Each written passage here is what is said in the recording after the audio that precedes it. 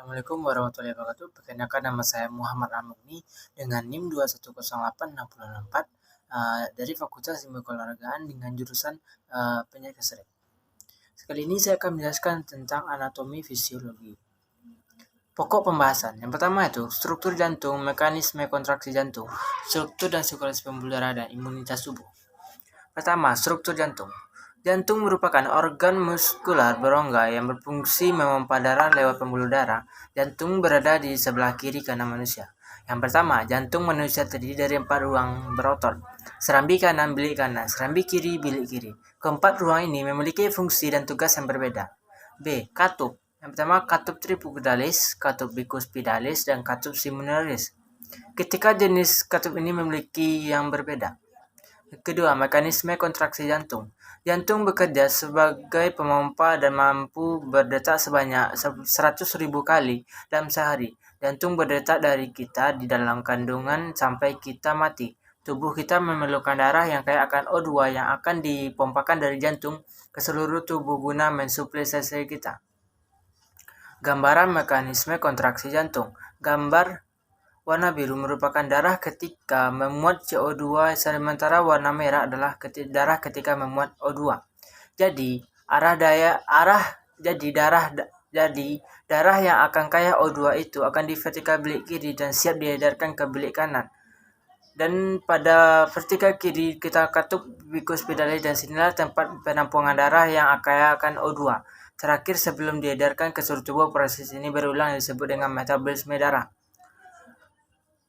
3. Struktur dan sirkulasi pembuluh darah. Yang pertama, struktur pembuluh darah. Pembuluh darah adalah bagian dari sistem peredaran darah dalam tubuh yang menyangkut darah dan jantung yang terikat oksigen dan organ-organ.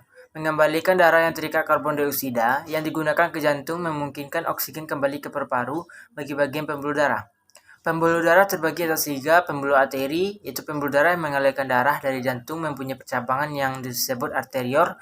Di dalam jantung terdapat juga pembuluh arteri, yaitu katup aorta dan arteri pulmonalia.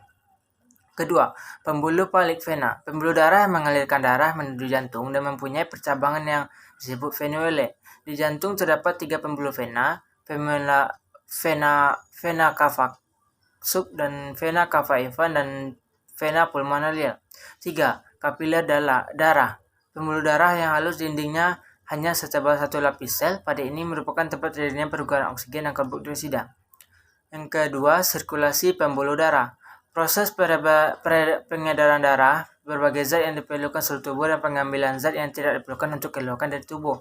Yang pertama, sirkulasi pulmonalis. Sirkulasi pulmonalis adalah aliran darah melalui jantung dan paru-paru kembali ke jantung. Darah dari seluruh tubuh mengandung banyak karbon dioksida masuk ke serambi kanan jantung melalui pembuluh balik vena disebut vena cava.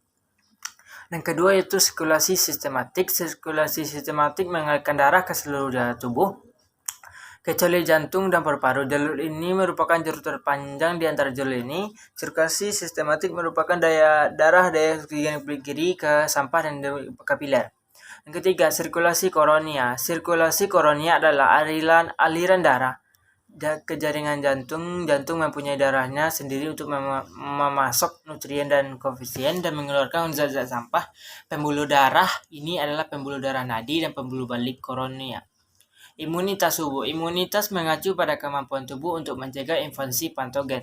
Sederhananya, imunitas adalah kemampuan kekebalan tubuh melawan satu zat penyebab penyakit asing seperti bakteri dan virus.